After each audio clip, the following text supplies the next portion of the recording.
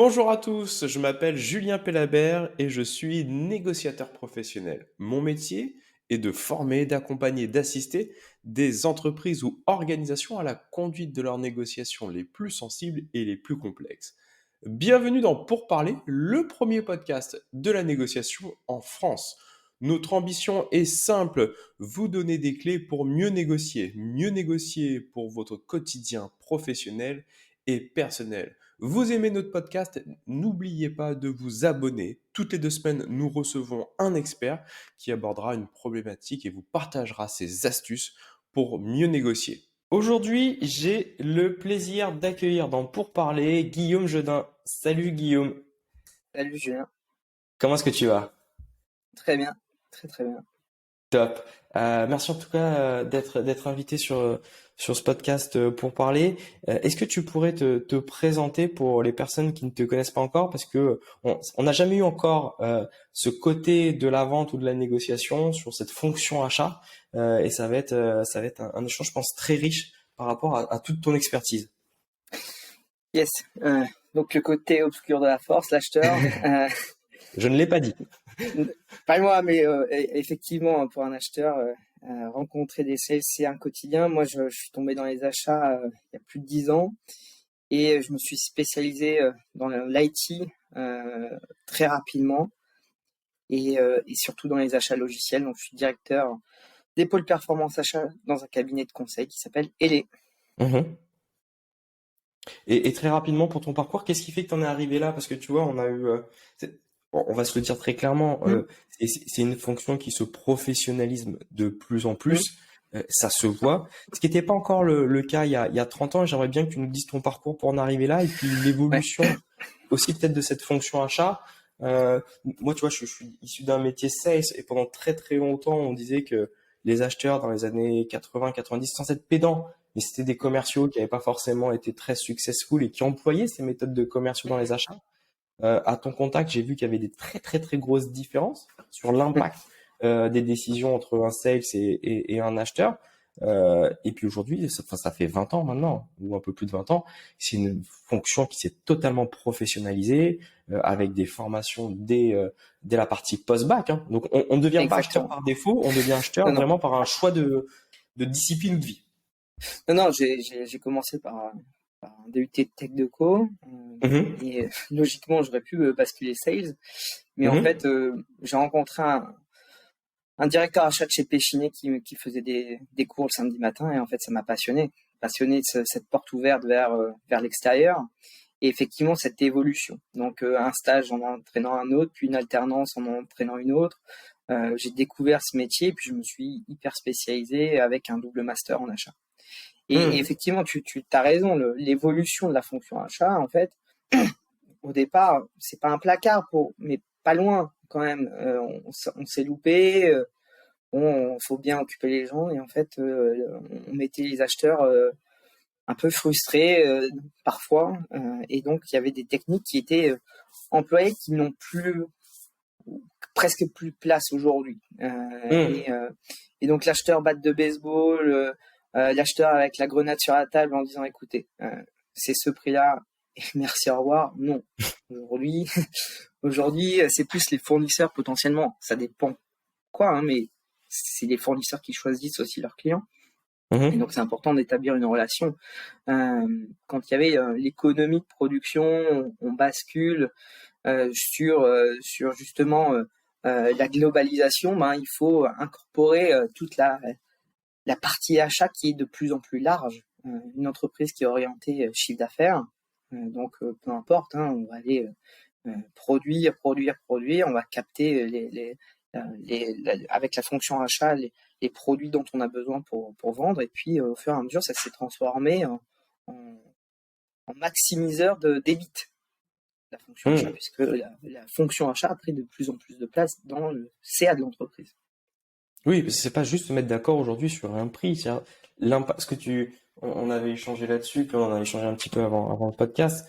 C'est un sales qui rate sa vente ou qui rate son quarter. Bon, bah, il l'a raté. Mm. Mais un acheteur ou une direction achat qui rate son achat, c'est pas la même Mais chose c'est pour impactant. l'entreprise. Non, non, non, c'est impactant. Donc tout ce process de décision, hein, j'ai l'habitude de dire à mes clients, on vous prépare à prendre une décision. Il faut que ça soit la meilleure possible. Mais il y a toujours Génial. cette incertitude de se tromper. Si je choisis X ou Y, c'est quoi les avantages, les inconvénients? Et donc il y a toute cette préparation qui peut durer parfois des mois avec un nombre d'interlocuteurs incroyable. On va avoir 10, 15, 20 interlocuteurs au fur et à mesure, et puis à la fin, une réunion de décision où les sales n'ont même pas vu l'ensemble des interlocuteurs. Donc, choisir, c'est renoncer, et si ce choix est mauvais, il n'est pas seulement mauvais pour les deux parties, hein, la société qui achète et la société qui vend, mais aussi peut-être très impactant en interne pour l'acheteur, pour le prescripteur, et donc ça aura un impact sur la relation globale. Donc c'est derrière comment je reconstruis sur une relation qui est peut-être abîmée si ça s'est mal passé. Donc il y a une vraie difficulté parfois à choisir pour une entreprise, ce qui entraîne parfois une frustration chez les sales. Ils ne comprennent pas forcément qu'est-ce qui se passe, parce que pour eux ça doit aller vite. Effectivement, le quarter, l'offre est partie, je l'envoie le 12, le 13, ils ont décidé. Mais non, il faut se coordonner, etc. Encore plus quand il y a des enjeux très importants. C'est intéressant. Est-ce que ça voudrait pas dire, enfin, je réfléchis en même temps que tu me parles, que l'acheteur, en fait, il a une sorte de rôle de chef d'orchestre, et tu peux te dire que tu peux avoir un soliste qui peut être le métier, qui joue son morceau comme une star et qui dit, moi, je veux ce morceau pour moi, ou cette solution, ou etc. Mais l'achat est là pour avoir cette prise de recul, cette overview qui n'impacte pas que le soliste ou que le métier, mais qui va impacter l'entreprise. C'est ça? Ouais, c'est exactement ça. L'acheteur, en fait, c'est un chef de projet. C'est un chef de projet qui coordonne de l'externe, de l'interne, qui essaye d'accorder les violons parfois aussi en interne, parce que les points de vue, les besoins sont peut-être aussi très différents. Mais il y a le premier enjeu des achats, c'est aussi la globalisation, pour essayer d'avoir le meilleur prix possible. C'est le premier levier. Et donc, coordonner tous ces besoins et toutes ces personnes est parfois compliqué. J'entends. Toi qui est sorti de tes études directement sur cette fonction achat, donc sans jamais passer par la partie sales, si aujourd'hui tu étais face à quelqu'un qui est sur sa fin de parcours académique, universitaire ou école de co, et qui a ce dilemme, ce que tu disais, hein, tu aurais pu choisir la fonction commerciale, qui a ce dilemme cornélien entre fonction achat, fonction commerciale, quelle qualité tu vas aller chercher chez l'un et pas forcément chez l'autre, non pas qu'elles soient antinomiques, mais qui seront peut-être complémentaires, ou comment est-ce que tu pourrais expliquer à quelqu'un la différence entre ces deux métiers, ou ce qu'il va retrouver chez toi et qu'il ne retrouvera pas chez la partie sales? Envie d'apprendre à mieux négocier pour améliorer votre futur professionnel et personnel? Rejoignez le premier et unique programme de formation à la négociation globale en France. Ce parcours réunit 12 des plus grands experts français de la négociation. Ancien chef de la cellule de négociation du RAID, du GIGN, enseignant à Harvard, expert en psychologie et détection du mensonge, criminologue, préparateur mental. Le parcours est certifiant, avec une certification reconnue par l'État et 100% éligible au compte personnel de formation. C'est-à-dire que c'est 0 € de reste à charge pour 99% de nos apprenants. Alors à tout de suite sur négociation-global.com. Je dirais que d'un point de vue achat, il faut quand même avoir un sacré caractère. Souvent, en entreprise, manager des acheteurs et des vendeurs, c'est pas exactement la même chose. Et souvent, côté achat, de ce que j'ai vu, c'est souvent des très forts caractères. Par rapport à la pression qu'on a en interne, il faut savoir se poser aussi parfois pour dire ok, on peut parler pendant des heures, mais à un moment il va falloir avancer. Donc savoir dire stop et décider peut-être en tant que chef de projet. Toute raison gardée, hein, on est dans notre mandat, etc. Mais à un moment on peut discuter des années et puis ça sert à rien. Et cette force de caractère elle va devoir se retrouver en interne quand on a des négociations longues avec une pression intense en face. Les sales le font très bien et il faut savoir répondre. Donc c'est peut-être aussi un point commun avec certains sales ou certaines équipes de compte où ils mettent une force collective en place pour essayer d'influencer la décision. C'est des métiers qui sont durs. je trouve, achat ou vente, parce qu'il y a peu de métiers qui Mhm. sont autant confrontés à l'objection ou au refus. Tu vois, Ouais, ouais. le Alors, sales, il prend ça. Le comptable, il l'a pas. Le comptable, soit il est non, bon, non, soit il non. est pas bon, mais. Non, non, non, c'est des métiers de contact. Donc, dans le contact, il y a frottement. Et donc, c'est effectivement, souvent, quand je discute avec les commerciaux, même dans les échanges qu'on a eus précédemment, on comprend que finalement, on est un peu de la même. On a un peu les mêmes problématiques et on pense que les sales sont rois et que les acheteurs ont le dessus quand on est sales, etc. Alors que pas du tout. On a vraiment. Euh, on doit gérer l'objection en permanence. En permanence. Ça Hmm. doit aller plus vite, c'est trop cher. Les livraisons, c'est pas au niveau de qualité attendu. Ok, ça peut être justifié, mais on est tout le temps à potentiellement aller demander quelque Hmm. chose, gérer un nom. Comment je fais pour rebondir sur un nom?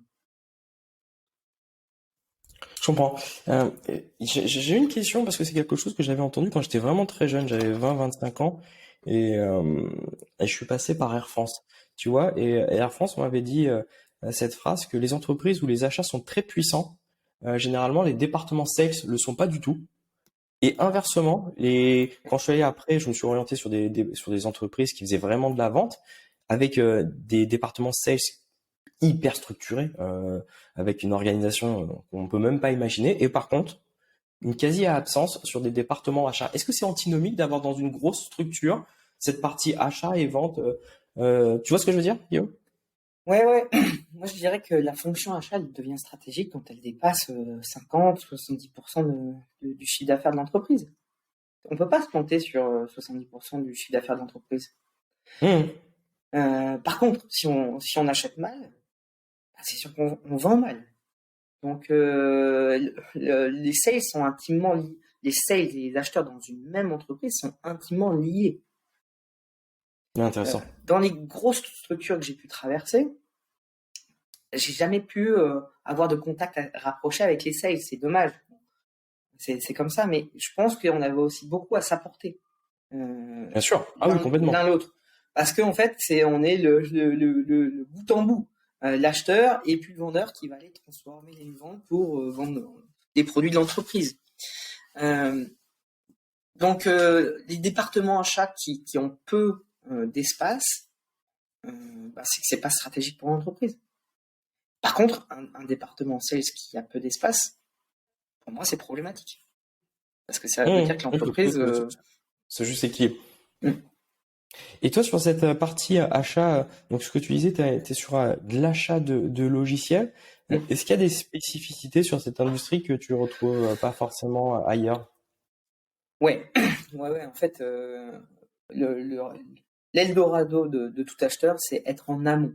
Alors, ça veut dire Ouais. quoi en amont? C'est le besoin, définition du cahier des charges, etc. Sauf que dans cette définition amont, on est souvent pas crédible ou pas jugé crédible par rapport au prescripteur parce qu'on n'a pas la technicité, etc., etc.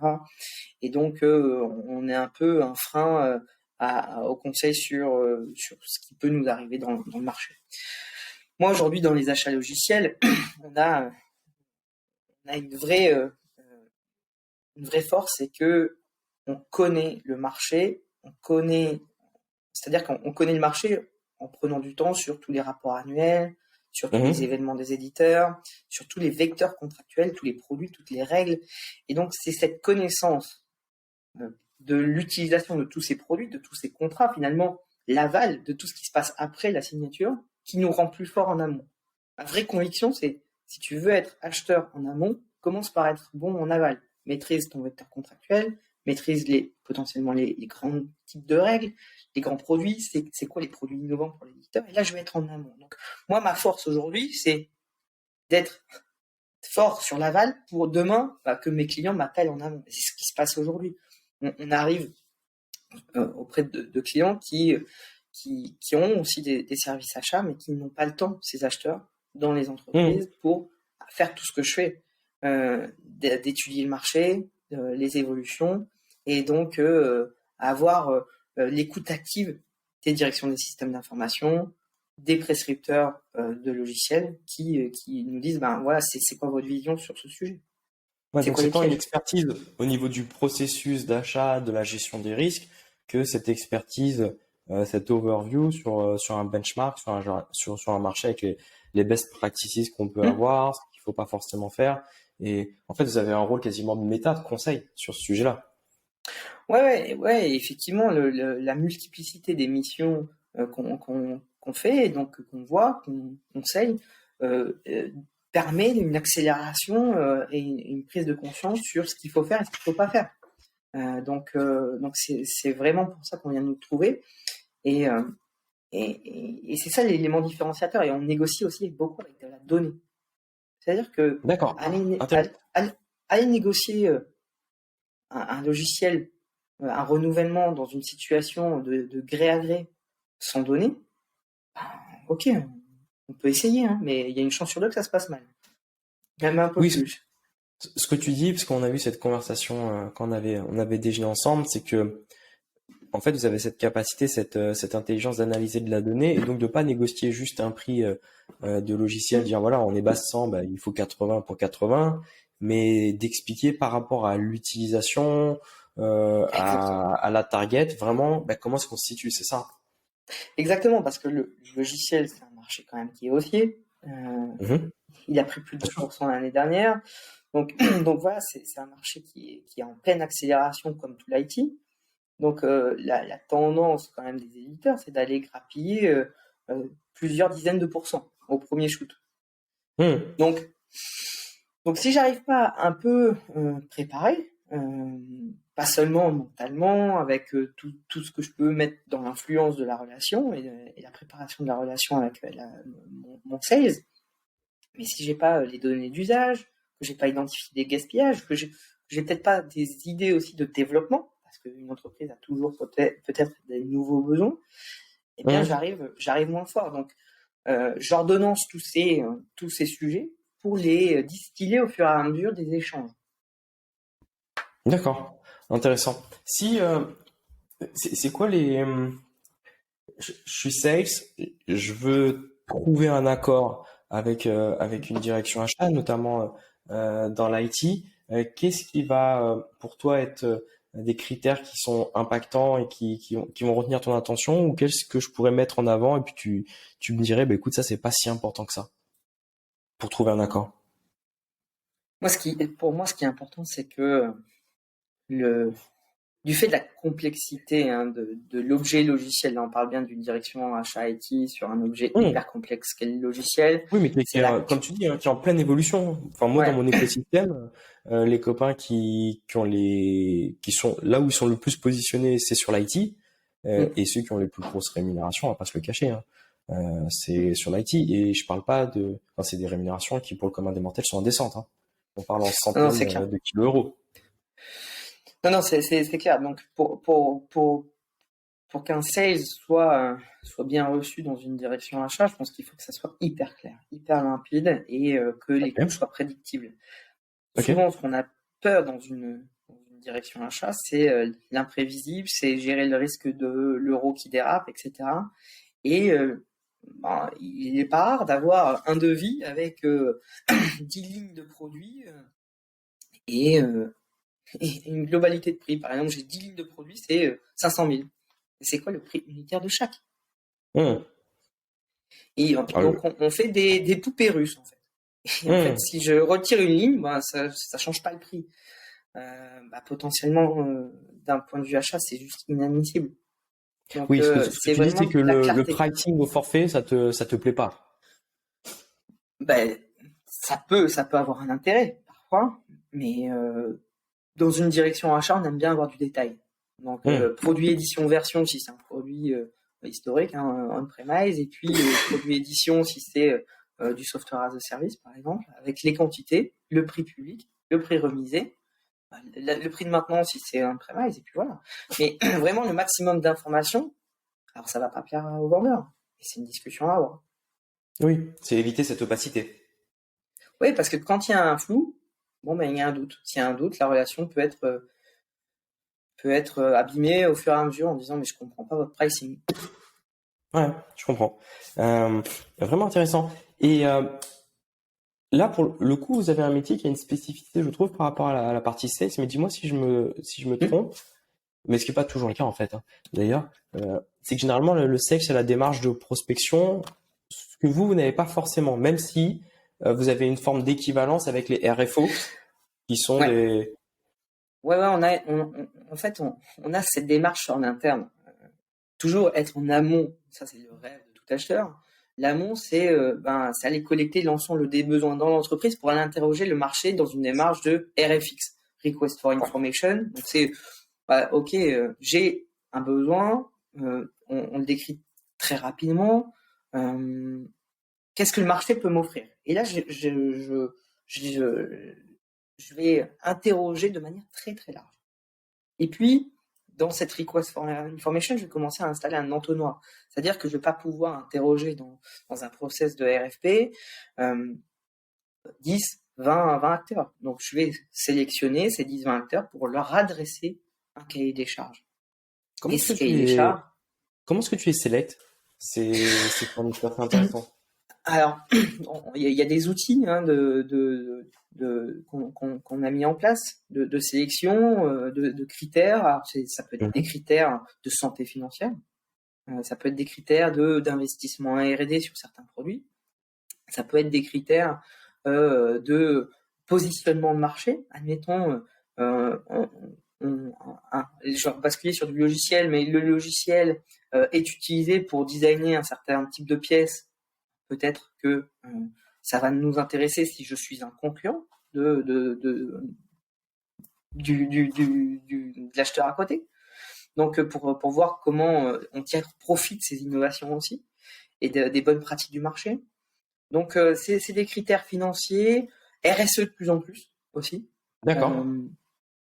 La RSE a un fort impact hein, pour les directions générales. Même Et sur l'achat donc, d'un du coup, produit. ouais. Pourquoi? C'est Même pour sur ne pas l'achat être d'un logiciel associé à. aujourd'hui. D'accord. Mais c'est pour ne pas être L'impact associé. environnemental. Ok. Mais ne pas être Alors, associé à des entreprises qui seraient pas alignées ou qui auraient une image de marque qui serait antinomique. oui, ou juste qu'ils ne font rien pour baisser leur impact carbone. D'accord. Aujourd'hui, les entreprises doivent mesurer l'impact carbone et une entreprise qui ne met pas en place des choses pour le maîtriser ou le faire baisser, ça peut être discriminant. Donc, il n'y a Hmm. pas que la finance, en fait. Ah, c'est Finance, intéressant. innovation, produit, qualité. Ok, ça c'est vu, revu. Les acheteurs qui nous écouteront diront, ok, ça c'est clair. La RSE, depuis 5 ans, ça prend une place très importante. Là, depuis le Covid, c'est primordial. C'est incroyable. C'est-à-dire que le fait, par exemple, dans la RSE, tu as effectivement le fait, enfin, la qualité de vie au travail, la QVT, le fait que tu aies des salariés qui Ouais, soient épanouis et qui soient bien traités, ça aussi, tu aussi. peux avoir un très bon produit, mais si effectivement tu as la réputation d'être une entreprise un peu difficile, ça Ouais, peut te pénaliser. par exemple, dans des sociétés de conseil, j'ai organisé des RFI pour des sociétés, des ESN, et c'était le turnover. Hmm. Un Donc, indicateur, c'était le des turnover. ESN, c'est Alors, des cabinets de conseil qui vendent de la prestation mm, intellectuelle pour les gens qui nous écoutent. Anciennement SS2I. c'est ça, c'est ça. Ok. Et donc, en fait, le turnover était un bon indicateur. Intéressant. Ah, très Après, il n'y a pas intéressant. que celui-là, mais ça pouvait être révélateur alors soit de problématiques internes, et donc potentiellement aussi un problème pour nous, demain clients. On confie un projet de plusieurs années de Hmm. développement, d'intégration d'un logiciel. Euh, si les équipes changent tous les 6 mois, ça peut me poser un problème sur des métiers complexes.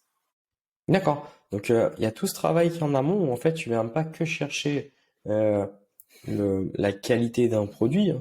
Bien sûr, Hmm. c'est ton socle, c'est ton fondamental, mais tu vas chercher la santé de l'entreprise, le bien-être et tout ce qui est autour et qui peut être une ligne de risque en fait à moyen long terme sur la Ouais, pérennité. effectivement, de l'évaluation du besoin, euh, en passant par l'analyse de marché, la présélection de fournisseurs, etc. On a toutes des étapes qui font que au moment où je passe la commande, le contrat, où je le signe, logiquement, c'est là où j'ai couvert l'ensemble de ma chaîne de risque, enfin, ou analyser tous mes risques et dire, ok, ils sont au plus bas possible, c'est ce choix. C'est peut-être pas forcément Intéressant. le moins cher. En fait, peut-être que les sales, parfois, ont une image de dire, ouais, l'acheteur, cost killer, on prend le moins cher. Non, on a une notion de, pas de moins disant, mais de mieux disant. La différence, c'est que c'est l'équilibre entre le produit apporté, la qualité, le service, tout ce que j'ai dit avant, et le prix. On va pas Ouais. aller au moins cher. Enfin, sinon, on sert à rien. On n'a pas besoin d'être présent.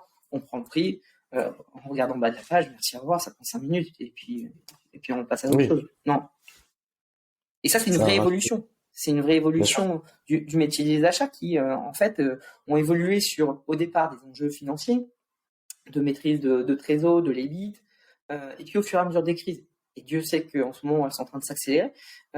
Entre l'explosion de la bulle Internet en 2000, en 2020, Covid, j'en passe entre les deux, et puis la guerre en Ukraine, c'est gérer les risques.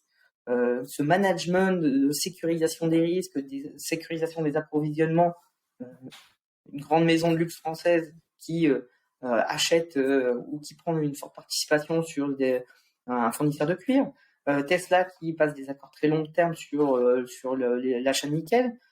Hier, j'ai vu qu'un constructeur indien faisait à peu près la même chose pour les batteries. Je vais gérer mes risques. Et puis, la dernière fonction des achats, ça va être aussi la création de valeur. Par l'agilité, par la croissance, par capter l'innovation des fournisseurs pour demain proposer des produits toujours plus innovants à mes clients. Ah, c'est intéressant. Ça peut se transformer en ligne de coût que tu viens de diminuer en ligne de profit, quoi. Ouais. Je donnais un cours à des étudiants qui s'appelait Concept un jeu des achats.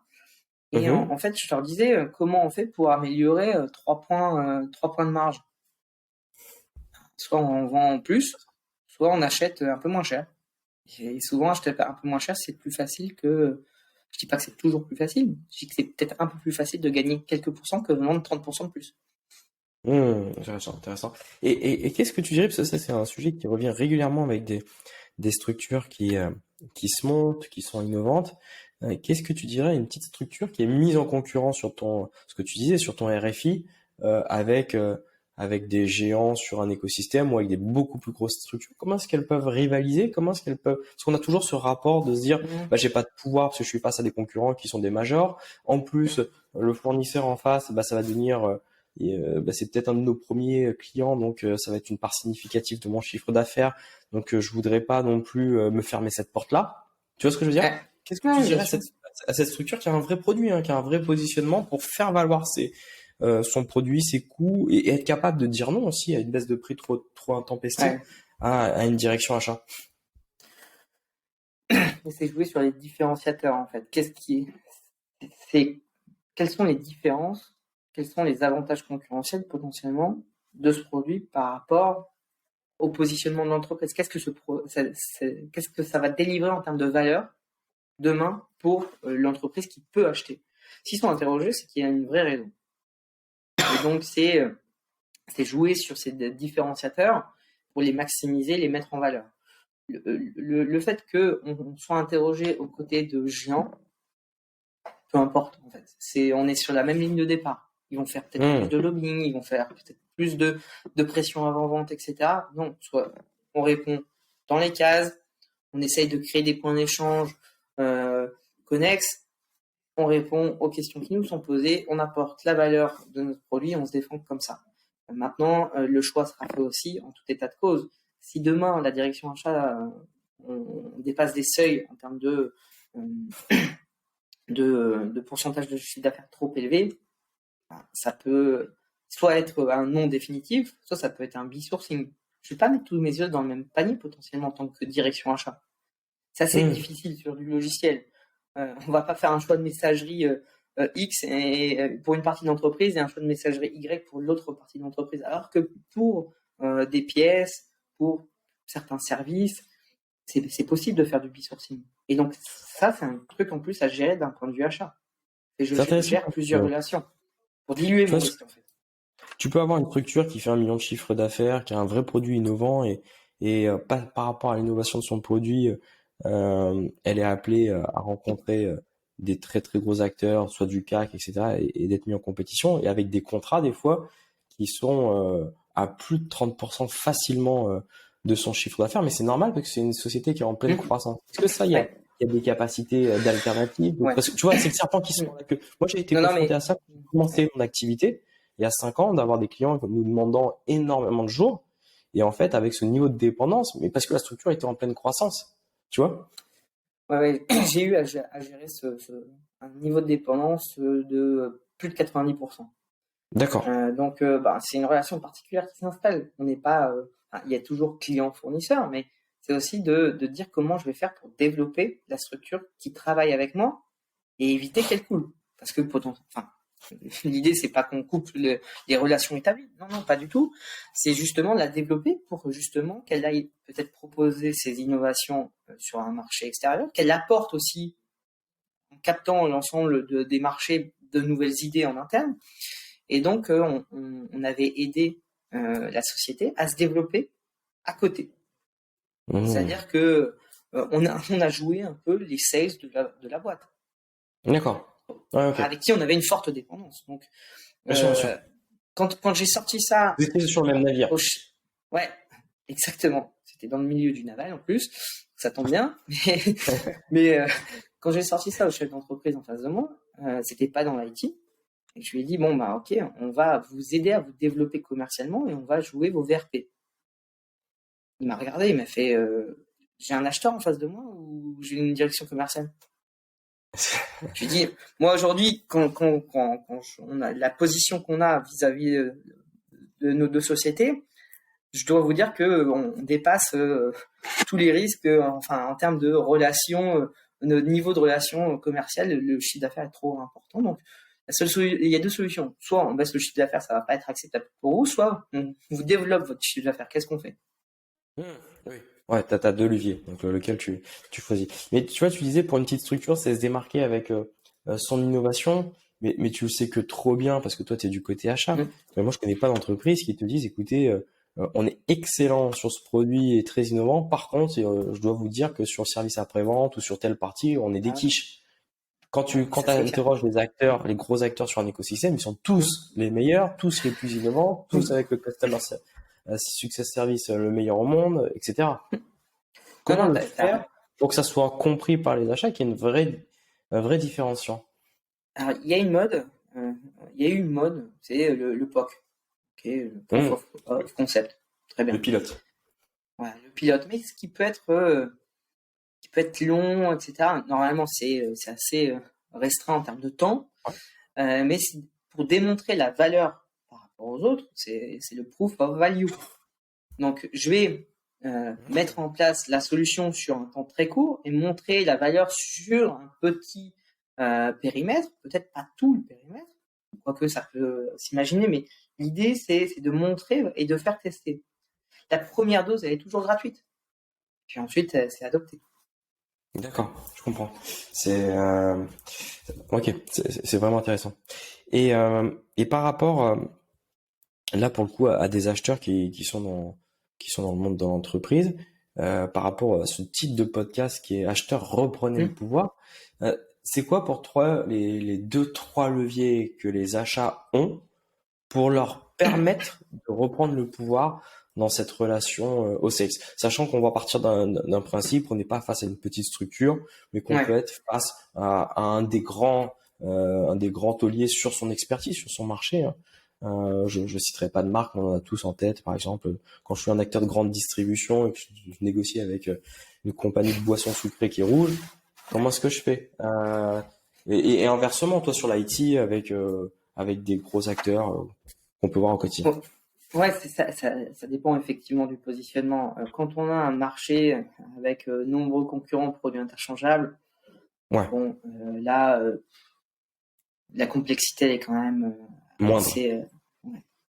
Par contre, quand on a un nombre d'acteurs restreint, voire quasiment unique, en situation de monopole, voilà, là, il va falloir quand même prendre un peu d'élan. Donc, première chose, c'est la maîtrise du passé. Ok. Qu'est-ce qui s'est passé avant? Donc, je reviens sur la data. Hein. C'est négocier avec de la data. La data, c'est je vais aller vérifier qu'est-ce qui s'est passé sur les échéances précédentes, 3-5 ans. C'est quoi l'état de la relation? Qu'est-ce qui a bien fonctionné? Qu'est-ce qui a pas bien fonctionné? Est-ce qu'il y a eu des augmentations? Est-ce qu'il y a eu du gaspillage? Le premier vecteur d'économie qu'on trouve, c'est du gaspillage. Des licences super. qui sont payées, pas utilisées. Donc c'est en analysant le passé que je vais construire le futur. Si je vais tout de suite sur construire le futur, je me prive de levier.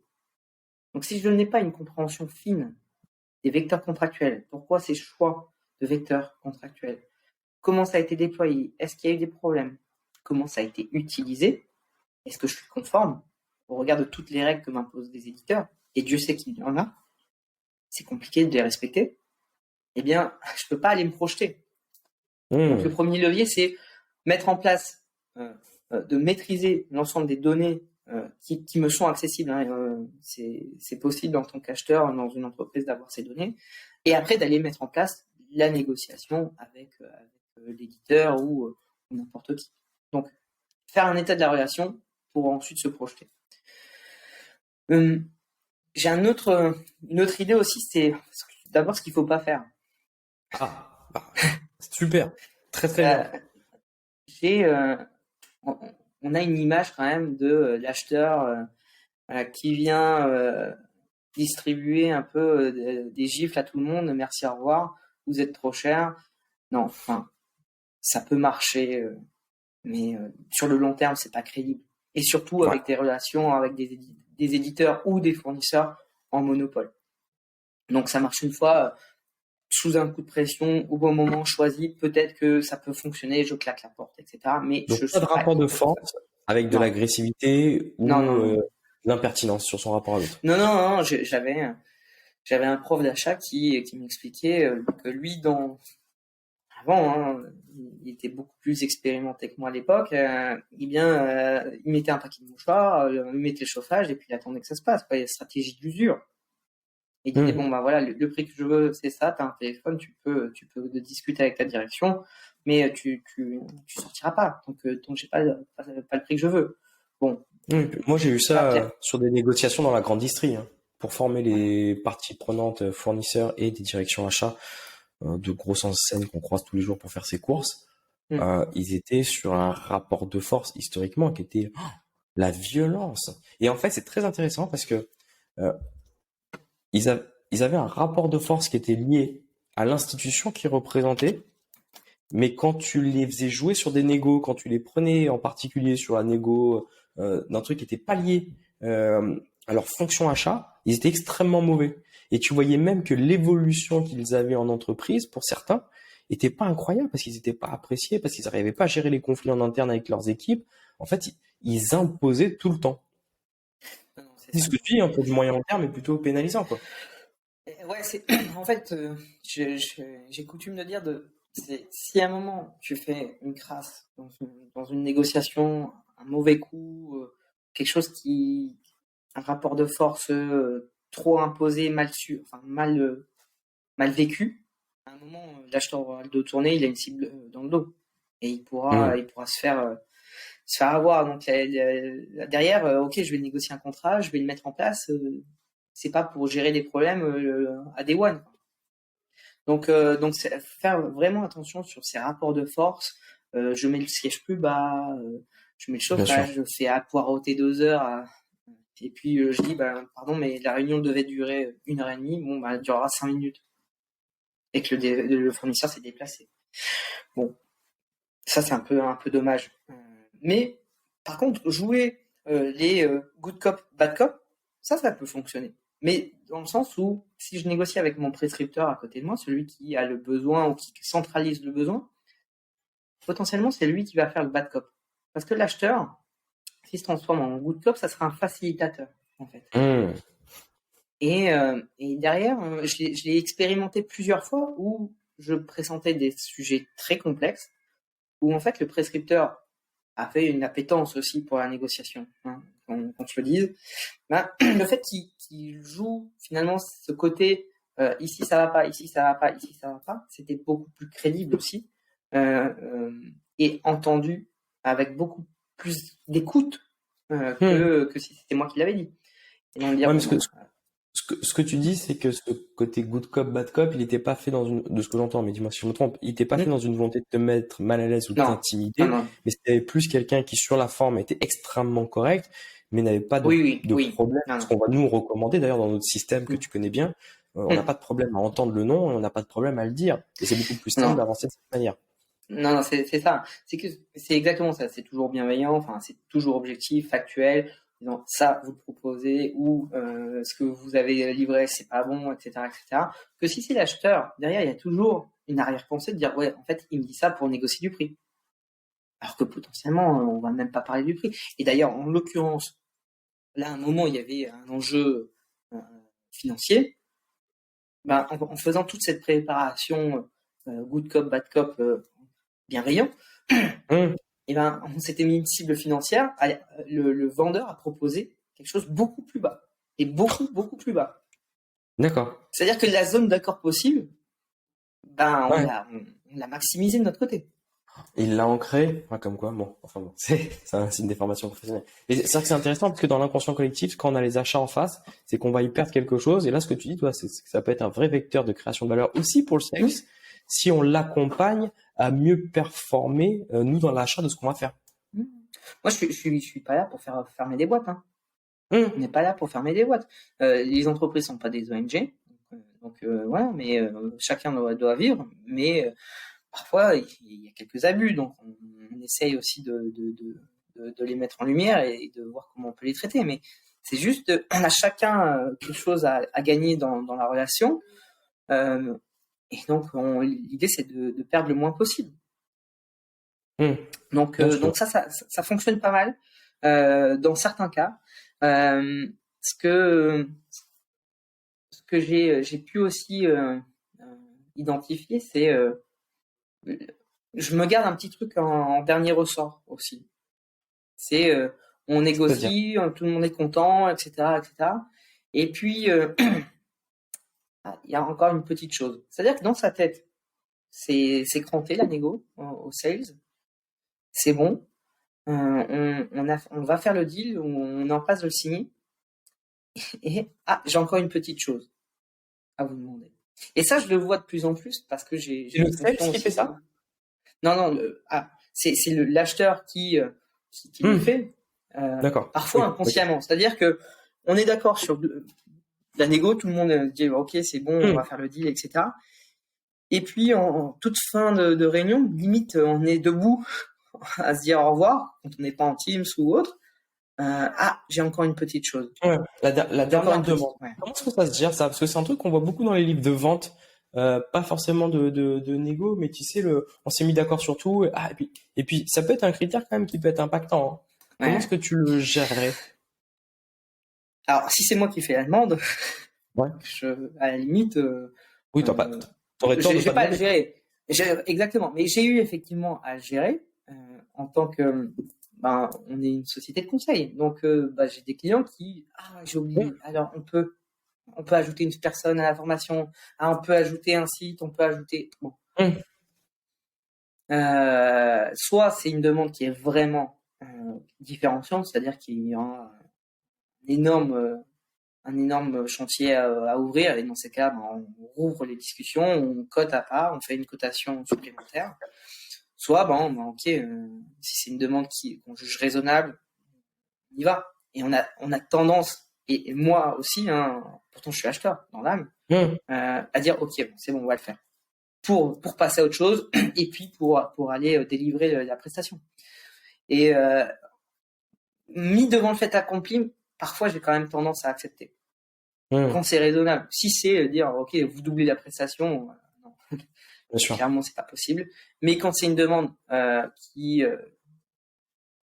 que je juge raisonnable, là souvent je l'accepte. Oui, en fait, moi, on l'a beaucoup dans certaines négos. Si ça t'impacte pas ou plus que marginalement à la bonne heure, après, nous, on va questionner si c'est du bluff ou pas, tu vois, cette dernière demande. Ouais, Le type, ouais. j'entends le point que vous soulignez, je suis vraiment désolé parce qu'on l'avait pas souligné avant et j'ai ma part de responsabilité. Est-ce que vous voulez qu'on revienne sur la globalité de l'accord si c'est vraiment important pour vous? Et tu vois, tu vas avoir des gens qui vont dire non, mais pas du tout, bon, hein, c'est bon. Ouais, c'est ça. Et c'est, en fait, quand tu as fait ta négo itérative, point par point, etc., le dernier point peut tout faire sauter. En fait, là, c'est à toi de te positionner, effectivement, comme tu le fais. Mais parfois, j'ai pas d'études qui dit, ouais, 50%, 70%, 80% des cas, ça fonctionne. Mais je pense que ça peut fonctionner dans la plupart des cas si c'est raisonnable. Ouais, il y a beaucoup de recherches qui montrent, je regardais ça encore hier, sur la dynamique notamment de la menace. Plus la menace est proposée tôt dans la négociation, plus elle peut casser de façon assez forte la négo. Mais quand elle est proposée tardivement après des heures de négociation, ou cette dernière concession qu'on demande, elle est acceptée plus facilement, parce que les gens il y a une forme d'épuisement, et que on va concéder, on va s'acheter vraiment la paix sociale. C'est exactement ça. Et ça dépend de la relation que tu as établie. Si la relation est mauvaise depuis le départ, le sales en face, j'ai une envie, c'est de te dire non. Alors, peut-être sur un malentendu, il va te dire oui pour être tranquille, mais derrière, peut-être que la prestation va mal se passer. Donc, c'est pas l'objectif. L'objectif, quand on passe une commande, c'est que ça se passe bien. J'ai pas envie de gérer des problèmes. J'en ai déjà assez toute la journée à collecter les besoins, coordonner dans une entreprise pour passer des commandes, etc., etc. Parfait. Vraiment intéressant. Et quel est le conseil que tu donnerais à des acheteurs qui veulent progresser sur leur cœur de métier qui est vraiment les achats? Parce qu'on a souvent des conseils pour les sales. Pour des acheteurs, est-ce que ce sont les mêmes? Enfin, qu'est-ce que tu aurais en tête pour permettre à une structure, à une organisation de gagner en performance, en maturité sur cette fonction achat? Hyper spécialisation sur le domaine qu'ils achètent. Ouais, donc la formation sur cette partie métier benchmark. Ouais, connaissance des acteurs du marché, lecture des rapports annuels, on apprend énormément de choses. Suivi si c'est une entreprise cotée, suivi des cours, de l'actualité, des fusions, acquisitions. Souvent, il y a une mine d'informations.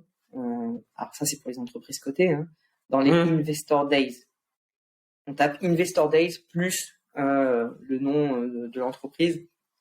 Et souvent, ici, les fournisseurs vont ouvrir un peu les livres et la stratégie. Et ça donne énormément d'informations, non seulement sur le fournisseur en question, mais en plus sur le marché, parce qu'ils se comparent au marché. Donc voilà, et puis c'est passé beaucoup de temps à questionner. Questionner. Pas forcément en interne. Ok, en interne, on questionne, c'est bien, mais c'est passer du temps avec les commerciaux, de comprendre leur environnement, comment ils évoluent, Bien sûr. c'est quoi leur niveau de délégation, d'instaurer finalement, c'est de comprendre qui est l'équipe de compte en face, et donc ça permettra en cas de difficulté de pouvoir passer au-dessus et en fur et à mesure tisser des liens avec l'entreprise en face nous permettra de performer. Donc connaître l'environnement de son sales en fait.